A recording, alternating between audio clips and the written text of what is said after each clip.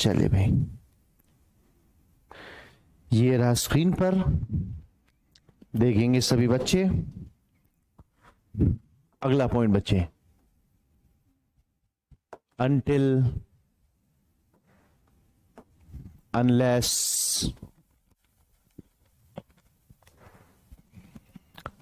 until unless lest until unless lest deny refuse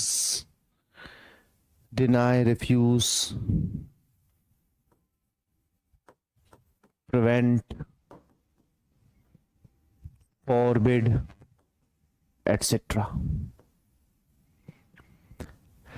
लिखते चलना मेरे साथ साथ, है ना। इन सभी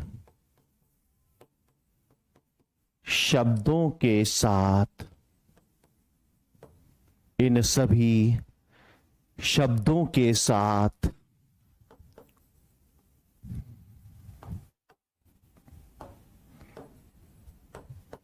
नॉट का यूज नहीं किया जाता। वेरी वेरी इंपॉर्टेंट, लिखो लिखो लिखो फटाफट।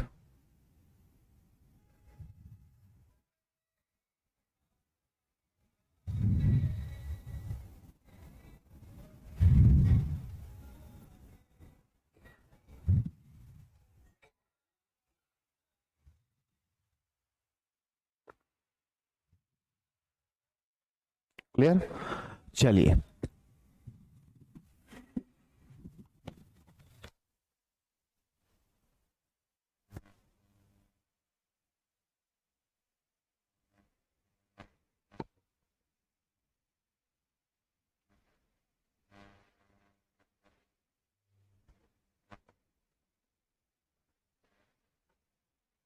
क्लियर है? नोट कर लिया सबने? चलिए, तो बच्चे अभी अभी ये जो जितने भी वर्ड्स आपने देखे ना, अनटिल, अनलेस, लेस्ट हुआ, फॉरबिड हुआ, प्रिवेंट हुआ, इन से सभी के सभी वर्ड्स कभी भी अपने साथ सेम सेंटेंस में नोट नहीं लेते। क्यों नहीं लेते भैया? क्योंकि इनमें ऑलरेडी नोट होता है, इनमें ऑलरेडी नोट होता है, अलग से नोट लगाने की जरूरत नहीं है। कैसे? अगर मैंने बोला कि wait here until I come, wait here until I come, तो इसमें कहीं ना कहीं नोट ऑलरेडी है, अलग से नोट लगाने की जरूरत नहीं है। चलो एक एग्जांपल लिख देता हूं, इससे आपको याद रहेगा। Wait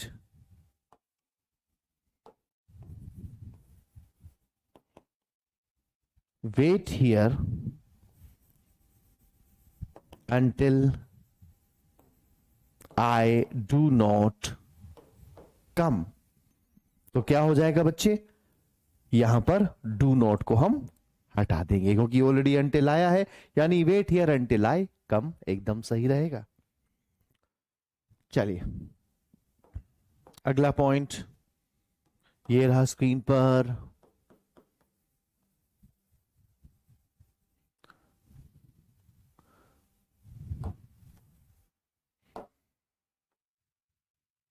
return, repeat, rebuild, retake, retreat, regain, recast, etc. regain, recast, etc. इन सभी शब्दों के साथ बैक, ऑब्लिक, अगेन का यूज नहीं किया जाता। यूज नहीं किया जाता। क्लियर है? चलो देख लो भैया यहां बोर्ड पर। तो अभी अभी ये जो जितने भी वर्ड्स आपने देखे हैं, रिटर्न है, रिपीट है, रीबिल्ड है, रीटेक है, रीट्रीट है, रीगेन है, रिकास्ट है, और भी बहुत सारे हो सकते हैं। क्लियर है? तो अगर इनमें से किसी को भी आपने देखा तो आप समझ जाएंगे कि इन सभी के बाद ना तो आप बैक लगा सकते हैं और ना ही आप अगेन लगा सकते हैं। क्लियर है? चलिए आइए, तो फटाफट ये क्वेश्चन मुझे सॉल्व करके बता दीजिए। The same hero was recasted again in the movie. देंगे answer. The same hero was recasted again in the movie.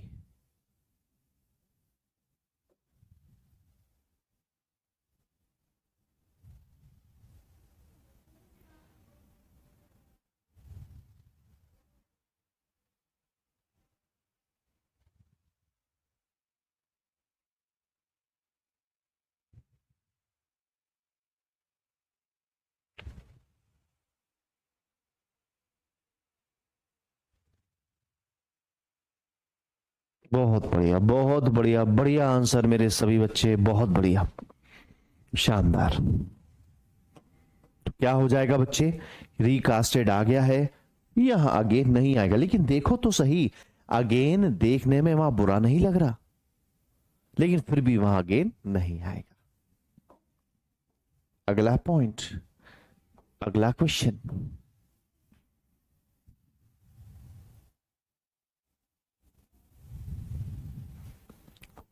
ओहो, क्वेश्चन क्यों लिख दिया मैंने? अगला पॉइंट है तो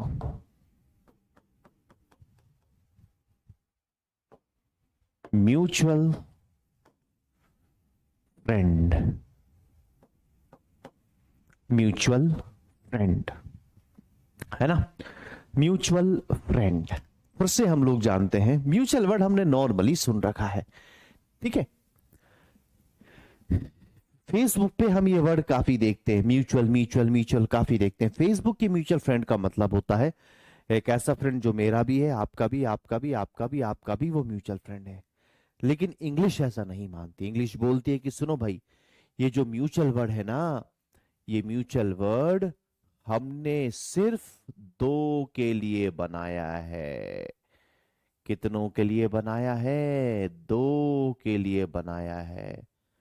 मतलब जब तक क्वांटिटी दो है, सब कुछ म्यूचुअल है। क्वांटिटी दो से ज्यादा हो जाएगी तो वो कॉमन हो जाएगा। तो अगर कोई पूछ ले all these three friends are mutual friends, तो हम समझ जाएंगे गड़बड़ है, म्यूचुअल नहीं होगा, क्या होगा? Common friends. क्लियर है? चलिए नेक्स्ट पॉइंट।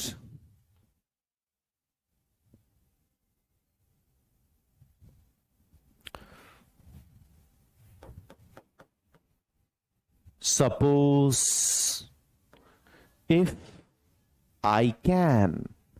ये तो देख कर ही समझ गए आप कि क्या गड़बड़ है। गड़बड़ यही है बच्चे कि सपोज ही इफ है और इफ ही सपोज है। या तो मैं बोलूं सपोज आई कैन, या मैं बोलूं इफ आई कैन। मैं नहीं बोल सकता suppose if I can. This is absolutely wrong. समझने वाली बातें हैं बच्चे, इन चीजों को खूब अच्छे से रिवाइज कर लेना एग्जाम में जाने के पहले। Next we have flee away. बहुत ज्यादा पूछा गया है बच्चे, फ्ली अवे, फ्ली अवे बहुत ज्यादा पूछा गया है। फ्ली के साथ बच्चे कभी भी अवे नहीं आता। क्यों नहीं आता? क्योंकि फ्ली का मतलब होता है टू रन अवे। इसका मतलब यह है कि फ्ली में ऑलरेडी अवे है, अलग से अवे लगने की जरूरत नहीं है। ठीक है, अगला पॉइंट। बस ऐसे ही छोटे छोटे पॉइंट्स हैं इस चैप्टर में। कॉज है और बिकॉज ही रीजन है। सपोज कोई क्लास में आया, मैंने उससे पूछा tell me the reason of your absent, वो बोला sir I was absent because. तो बिकॉज के वो मुझे असल में रीजन ही तो बता रहा था, और रीजन बोल के असल में मैंने उससे बिकॉज ही तो पूछा था। क्लियर है? चलिए बहुत बढ़िया। How to reason because we have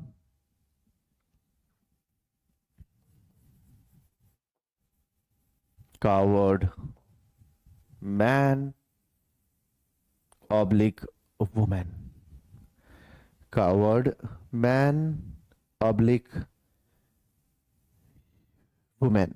ठीक है, यह भी वैसे सॉल्व होगा जैसे कजिन और कॉन्सोर्ट हुआ है। कवर्ड का मतलब क्या होता है? कवर्ड का मतलब होता है डरपोक या कायर। चलो तो क्वेश्चन दे रहा हूं ऑन द स्पॉट, सॉल्व करके बताओ। He is a coward man, दीजिए answer. He is a coward man.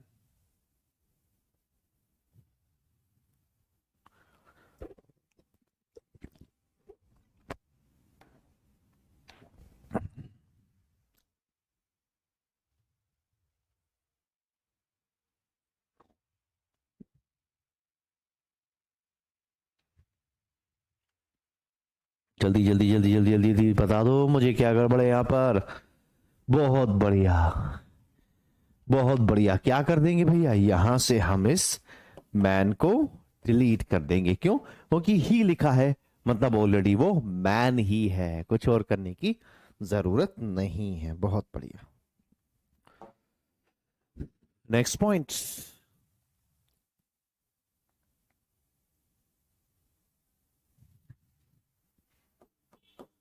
We have shade of a tree and we have shadow of a tree। चलो अब मेरा क्वेश्चन गौर से सुनना। मेरा क्वेश्चन ये है कि भैया मुझे बारिश से बचना है या मुझे धूप से बचना है, तो मैं कहां जाऊंगा? शेड में कि शैडो में? दीजिए आंसर कमेंट बॉक्स में कि भैया मुझे बारिश से बचना है या मुझे धूप से बचना है, तो मैं कहां जाऊंगा? शेड में जाऊंगा या शैडो में जाऊंगा?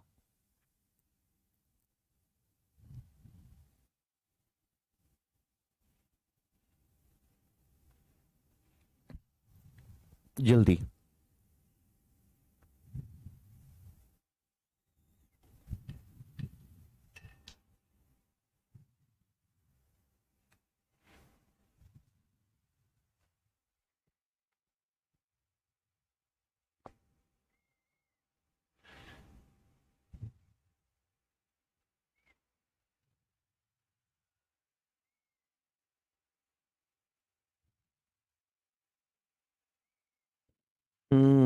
मिक्सअप आंसर्स आ रहे हैं ना, बस यही हमें समझना होगा।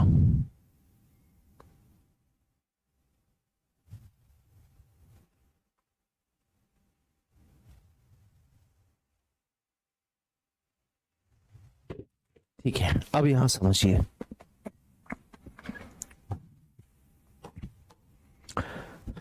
चलिए अब यहां देखिए बच्चे, अगर मुझे बारिश से बचना है या मुझे धूप से बचना है, तो मैं शेड में जाऊंगा, शैडो में नहीं जाऊंगा। ध्यान रखना, शैडो मतलब होता है परछाई, और आप धूप से बचने के लिए या पानी से बचने के लिए पेड़ की परछाई के नीचे नहीं जाते, बल्कि उसकी छांव के नीचे जाते हैं। तो शेड मतलब होता है बच्चे छांव, और शैडो मतलब होता है परछाई। तो कंफ्यूज मत होना अगली बार। अगली बार अगर कोई आपसे ऐसा पूछे, मैं नहीं पूछूंगा, अब मेरा काम तो पूछना खत्म हो गया, अब एग्जामिनर आपसे पूछेगा। तो वहां आपको ध्यान रखना है कि आपको कहां जाना है, आपको शेड में जाना है, शैडो में नहीं। नेक्स्ट।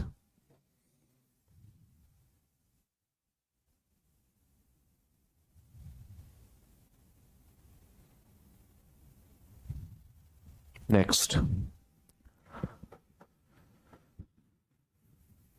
बोर्ड एंड लॉजिंग और दूसरा है बोर्डिंग एंड लॉजिंग। ठीक है, board and lodging, and we have boarding and lodging. ठीक है, अब समझना है यहां पर बच्चे, दोनों देखो, मुझे बताओ इन दोनों में से कौन सा सही है। मुझे आप ये बताओ कमेंट बॉक्स में, इन दोनों में से कौन सा सही है, बताओ जल्दी, मुझे बताओ इन दोनों में से कौन सा सही है।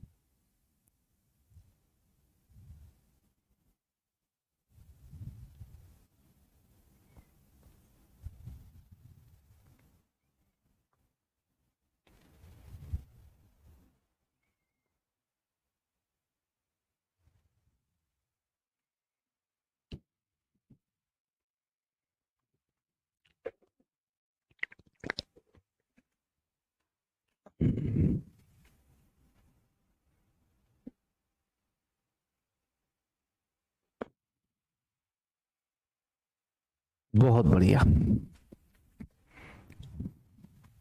इस बार फिर मिक्सअप आंसर आ रहे हैं। चलो आओ डाउट क्लियर कर देता हूं बच्चे। सही है बोर्ड एंड लॉजिंग, गलत है बोर्डिंग एंड लॉजिंग। लेकिन फिर भी काफी सारी होटल्स में आप लिखा हुआ देखते हैं boarding and lodging. Boarding and lodging का मतलब क्या है, यहां आप ठहर सकते हो, रह सकते हो, यहां से जा सकते हो, ये बोर्डिंग एंड लॉजिंग होता है। क्लियर है, ये बहुत छोटी छोटी चीजें हैं, इसलिए मैं आपको टाइम दे रहा हूं आंसर लिखने की, क्योंकि अगर आप लिख लिए तो आपको हमेशा ये चीजें याद रहेंगी। Next we have food charge and we have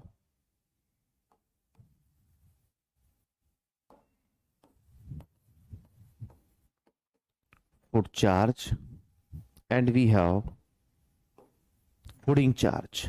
चलो मुझे बताओ कौन सा सही है, फुट चार्ज सही है कि फुडिंग चार्ज सही है। बताओ कमेंट बॉक्स में कि कौन सा सही है, फुट चार्ज सही है कि फुडिंग चार्ज सही है।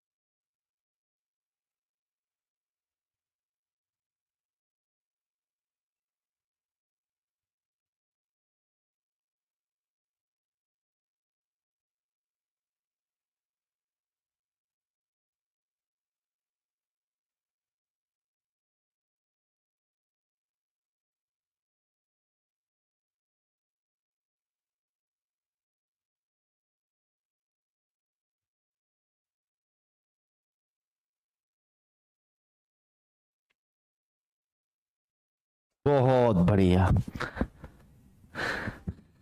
क्या होगा आंसर, सही होगा बच्चे फुट चार्ज, और गलत होगा फुडिंग चार्ज। फूड चार्ज नहीं होता, क्या फूडिंग चार्ज नहीं होता, क्या होता है फूड चार्ज होता है। लेकिन पता है आप बहुत बड़ी बड़ी होटल्स में जाएंगे ना, तो आप जब उनके खाने का मेन्यू उठाएंगे तो वहां पर फूडिंग चार्ज लिखा मिल जाएगा आपको, जो कि गलत है। होना क्या चाहिए, होना चाहिए फूड चार्ज। चलिए अगला पॉइंट, अब बताना फिर से, पासिंग मार्क्स। अब बोर्ड पे देखना भैया, बचपन से लेके बड़े हो गए हम इसी वर्ड का यूज करते करते, पासिंग मार्क्स। बाउंड्री पे रहते थे, बाउंड एक नंबर कम रहता था तो गुरुजी से बोलते थे गुरुजी प्लीज कम से कम पासिंग मार्क्स तो दे दो। जबकि पासिंग मार्क्स नाम की कोई चीज होती ही नहीं है।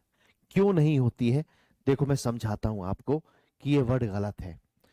यहां लिखा मैंने बस, यहां लिखा मैंने ट्रेन, उसके आगे लिखा मैंने पासिंग, और इसके भी आगे लिखा मैंने पासिंग। पासिंग बस मीन्स गुजरती हुई बस, पासिंग ट्रेन मीन्स गुजरती हुई ट्रेन, तो पासिंग मार्क्स मीन्स गुजरते हुए मार्क्स। तो बच्चे गुजरते हुए मार्क्स नहीं होते हैं, जो सही वर्ड है वो क्या है, वो है पास मार्क्स। क्लियर है? बना लो पॉइंट अपने हिसाब से।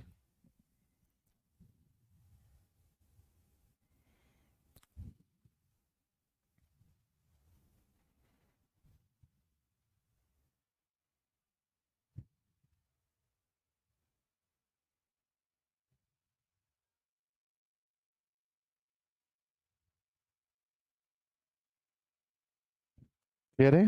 नेक्स्ट, अगला point.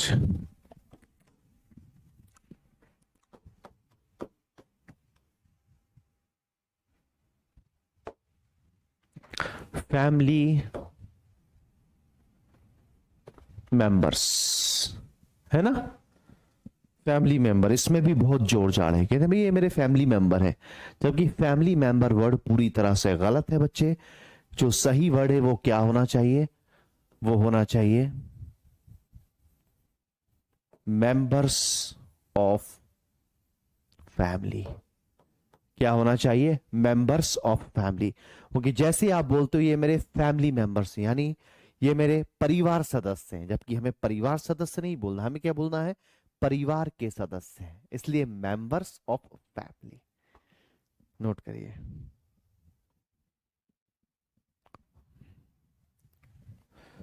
Next we have very important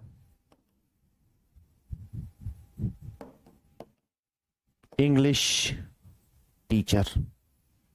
ठीक है, ज्यादातर टीचर से पूछो तो वो यही बोलता है कि भाई मैं इंग्लिश टीचर हूं।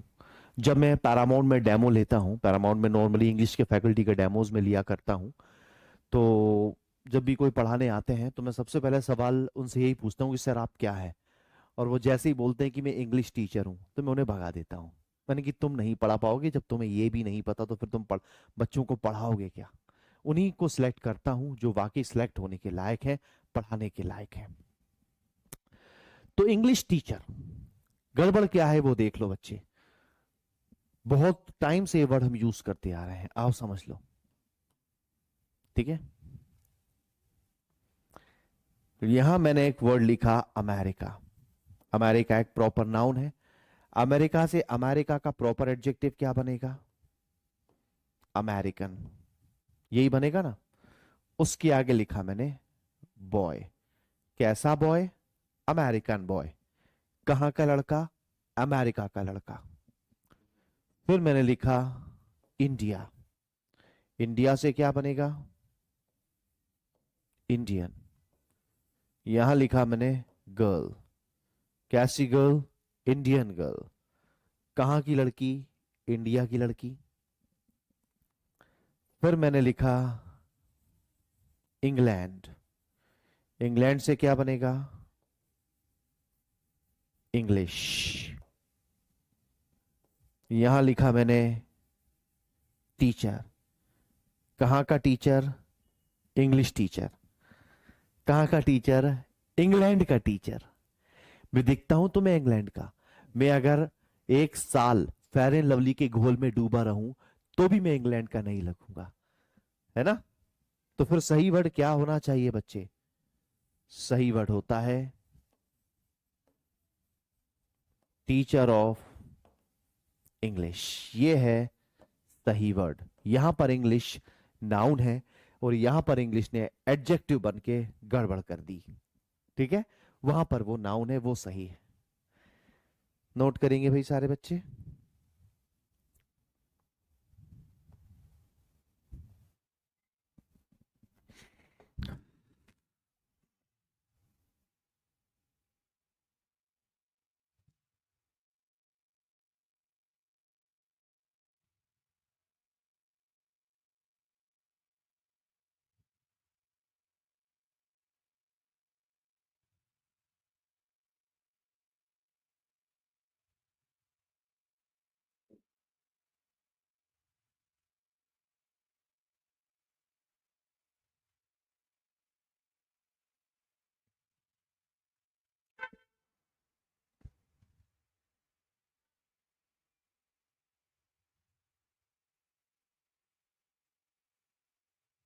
चलिए, दिमाग में गया, बहुत बढ़िया। आगे बढ़ जाए। तो यहां बच्चे आपका चैप्टर सुपरफ्लुअस एक्सप्रेशन फिनिश हो गया। आप क्या करेंगे, अभी टाइम 40 तो हो गया है, ठीक है। तो आज वो कैप कर लेते हैं और कल इस चैप्टर के क्वेश्चंस करेंगे। फटाफट मुझे लास्ट रूट वर्ड बता दो भाई, आज रूट वर्ड का दिन है, तो फटाफट मुझे रूट वर्ड बता दो लास्ट।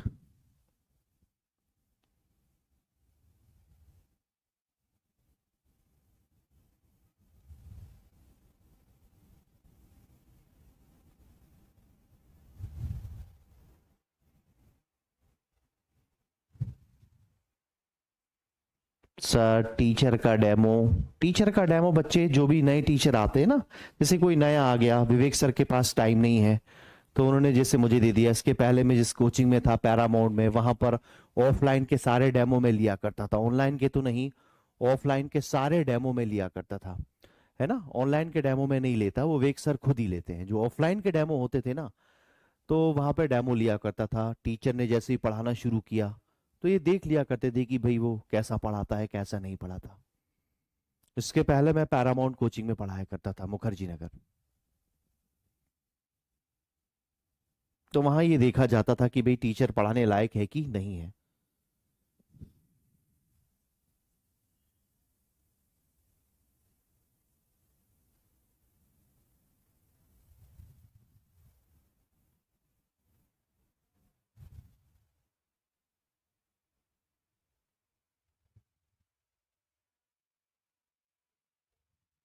ये कौन है भाई, मोनू भाई, मेरे फ्रेंड्स बन जाओ सब। हे भगवान, पगला गए हैं सच्ची में बच्चे, में क्या करूं इन बच्चों का।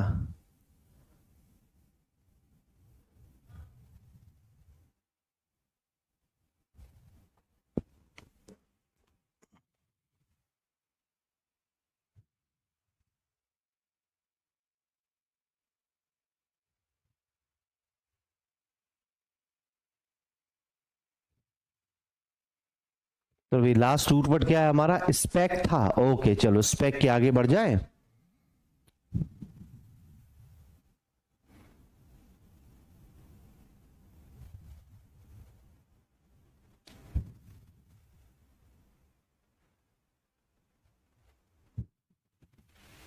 चलो भाई,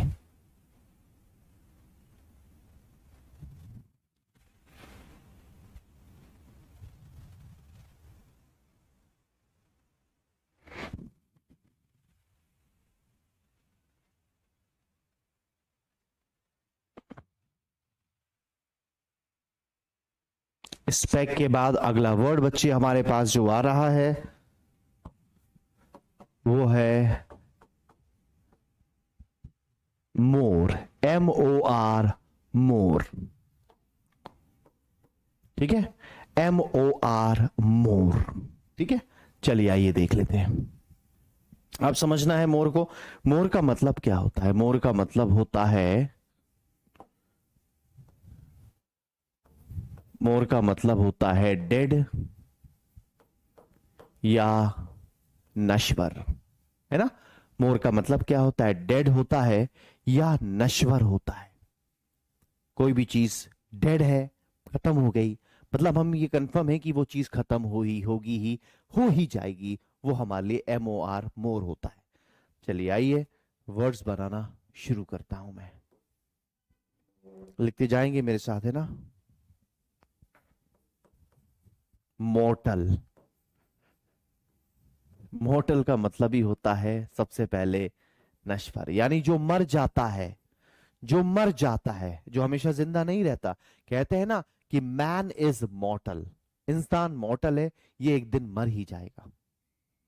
नश्वर। और देखें इसका ऑपोजिट क्या हो जाएगा, इमॉर्टल। ये क्या होता है, अनश्वर। इसे ये कभी नहीं मरता। जैसे मैं बोल दूं कि भाई विंड इज इमॉर्टल, है ना, सन इज इमॉर्टल, पता नहीं कब मरेगा, कोई कंफर्म नहीं है, कोई गारंटी नहीं है। Next, after immortal we have mortuary, mortuary, mortuary क्या होता है बच्चे? मॉर्चुरी होता है मुर्दा घर। क्या होता है मॉर्चुरी? मॉर्चुरी होता है मुर्दा घर। Clear?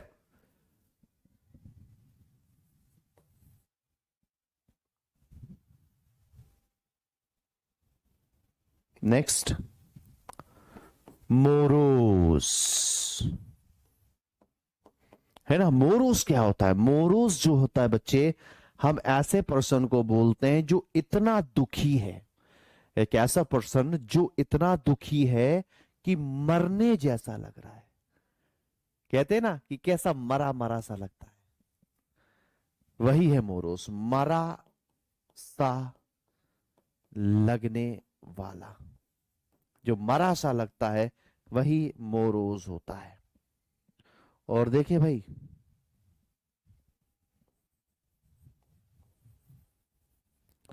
Rigour mortis, rigor mortis, rigor mortis क्या होता है बच्चे? रिगर मोटिस हम लोग बोलते हैं जैसे कोई मर जाता है तो मरने के बाद जो है, आपने देखा होगा कि कुछ टाइम बाद होता यह है कि उसकी जो हड्डियां होती, जो शरीर होता है वो अकड़ जाता है ना, स्टिफ हो जाता है।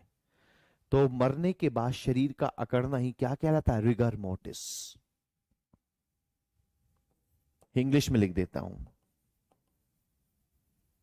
Stiffness of dead body. और देखिए भाई, और देख लेते हैं और क्या बन सकता है रिगा मोटिस के बाद।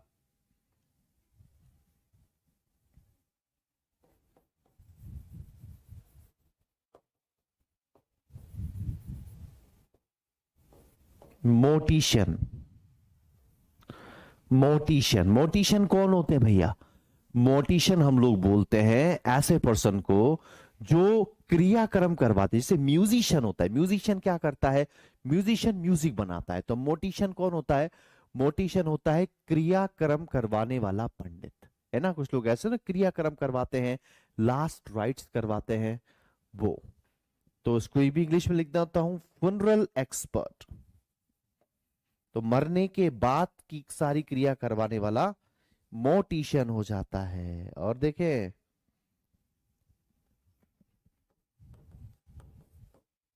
पोस्ट मॉर्टम, इसका तो मीनिंग लिखने की जरूरत नहीं है, ये तो आपको रटा हुआ है, इतनी बार मूवीज में आए ना, पोस्टमार्टम रट गया होगा तुम लोगों को। ठीक है, हाँ। बाकी एक और वर्ड ये भी लिख लो, मोरचुरी वैन। मोरचुरी वैन क्या होता है? लाश गाड़ी, लाश गाड़ी, है ना। कि भैया जिसपे जो है लखाकर लाशें जाती है ना, उसे हम लाश गाड़ी बोलते हैं, और वही होता है मोरचुरी वैन। क्लियर है? सबको समझ में आ गया है बच्चे? सबके दिमाग में सेट हो गया है? बहुत बढ़िया, एकदम सही, एकदम शानदार, बढ़िया बढ़िया बढ़िया बढ़िया।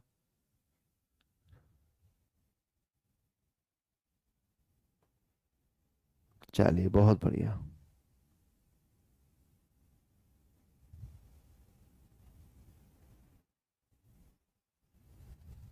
शानदार।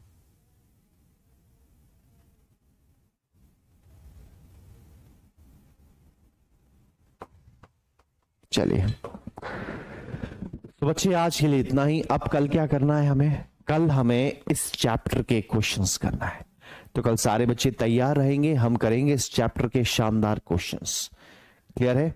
उसके साथ साथ इंपॉर्टेंट बात यह है बच्चे कि जैसा कि मैंने शुरुआत में बोला था, आपका एनडीए का बैच है। अगर आप लोग अभी मुझे बताओ, क्या आप लोग जो है एक्टिव, पैसिव और नरेशन डिटेल्ड में पढ़ना चाहते हैं? क्योंकि आपका कोर्स अप्रोक्सीमेटली फिनिश होने वाला है। सुपरफ्लस चैप्टर हो ही गया, कल इसके क्वेश्चंस हो जाएंगे। अब जो आपका चैप्टर बचा है बच्चे, वो बचा है क्वेश्चन टैग, तो हो ही गया आपके बैच में, है ना। अब आपका जो चैप्टर बचा है वो बचा है बच्चे टेंस। अब सुपरफ्लस के बाद हमारा टेंस शुरू हो जाएगा। टेंस के बाद बच्चे आपका चैप्टर बचेगा एक्टिव पैसिव नरेशन। अगर एनडी में पढ़ाऊंगा तो वो सिर्फ इंट्रोडक्शन टाइप का होगा, 1-1 घंटे में खत्म हो जाएगा।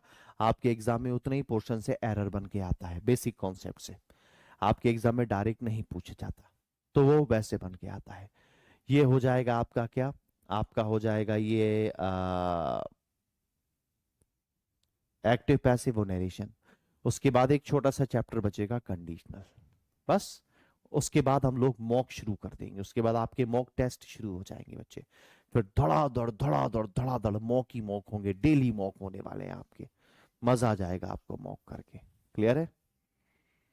चलिए, अब मैं पूछ लेता हूं कि ये कैसे होना है। अब टेंस चालू होने वाला है ना? तो हमारी कोशिश यही रहेगी, मेरी कोशिश यही रहेगी कि आप वही पढ़े जो जरूरी है, जितना जरूरी है सिर्फ उतना ही पढ़े। ठीक है? चलिए, आज के लिए इतना ही काफी है। जय हिंद, जय एग्जाम।